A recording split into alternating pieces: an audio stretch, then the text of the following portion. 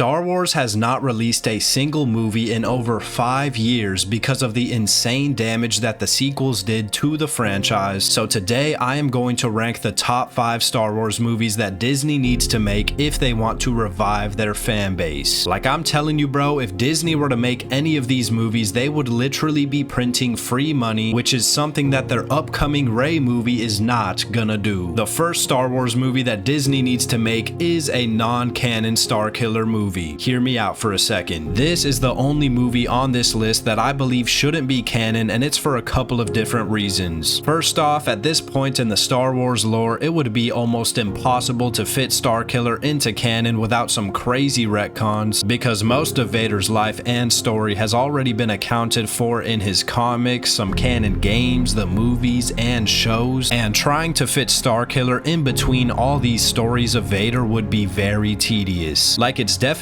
possible for Starkiller to be canon because the whole point of his character is that he's a secret apprentice that really only Vader knows about, so it wouldn't be hard to hide him and fit him into the story, but there would need to be some major changes to his and Vader's story from the games, which I don't think a lot of fans would be happy about. Now, on to my second point. One of the things fans love the most about Starkiller and the Force Unleashed games is the use of the Force itself and how absolutely overpowered Starkiller was, and unfortunately having a character that is infinitely more powerful than basically every single other being in canon wouldn't really be the best story and power scaling decision in my opinion. Like, this dude can single-handedly rip down a Star Destroyer from the sky with nothing but the Force, and that's something we literally haven't seen anyone in canon come close to doing unless we're counting Palpatine with his Force lightning in the sequels. Me personally, I'm just gonna ignore that. Now, for my last point, I honestly don't see anything wrong with Star Wars making a non-canon Starkiller movie because this would give the writers the freedom to do genuinely whatever they want in the movie. They could make Starkiller as overpowered as they want, they could mess with the Star Wars lore as much as they like, and they could even give us the crazy Sith endings that Starkiller had, where he ended up doing the most insane things like killing Obi-Wan's Force Ghost and turning Luke Skywalker to the dark side. I do not think a Star Wars project needs to be canon for you to enjoy it, and Starkiller is one of the most famous Legends characters, so I believe that this movie would perform incredibly in the box office regardless of whether or not it's canon. Now, the second movie that Star Wars needs to make is an Old Republic trilogy, specifically with Darth Revan as the main character. We are already at the point where the Skywalker saga has been overly milked, and the perfect solution to this problem is to simply make a trilogy in a completely different time period that is made up of stories and characters that are already written that people love. There is literally just as many characters and storylines in the Old Republic time period compared to the Skywalker saga, to the point where you could make multiple different trilogies, 15 different spin-off solo movies, 10 Disney Plus shows, and 50 different comic runs, and you still wouldn't run out of stories to make for that time period. Like, I don't get why Star Wars is out here trying to create entire new time periods like the High Republic by creating all these new storylines and characters, which takes way more time, effort, and money to do compared to just using the source material that they already have laid out in front of them. The Old Republic has characters like Darth Revan, Darth Nihilus, Bastila Shan, my wife, Satele Shan, Valkorion and his 2 sons, and so many more interesting and compelling characters with already perfectly written stories. The blueprints are already there, and all they would need to do is adapt them into a movie format, and it would be praised by fans. Like, I am so sure that an Old Republic trilogy would be so generational that it births an entirely new Star Wars fan base. Genuinely, if you haven't already, go watch the Old Republic cinematics to get an idea of how peak these movies could be. Now, the third movie that Star Wars needs to make, which literally has the potential to be a top 5 highest grossing movie of all time, is a solo Darth Vader movie. Yo, before y'all start commenting things like, he already has 2 full trilogies, or even something as outrageous as, Vader is better when he doesn't have a lot of screen time, giving him a full movie would be too much Vader, I'ma need y'all to genuinely just delete your comment now, and then proceed to delete your entire YouTube account so you can never make another comment again. Darth Vader only has a total of like 31 minutes of screen time combined between all of his movie appearances, which is genuinely criminal. And in all these movies, he has never once been the main character of the movie, meaning that we have never gotten to see a story from his perspective, and we've never gotten to deep dive into how truly complex his character really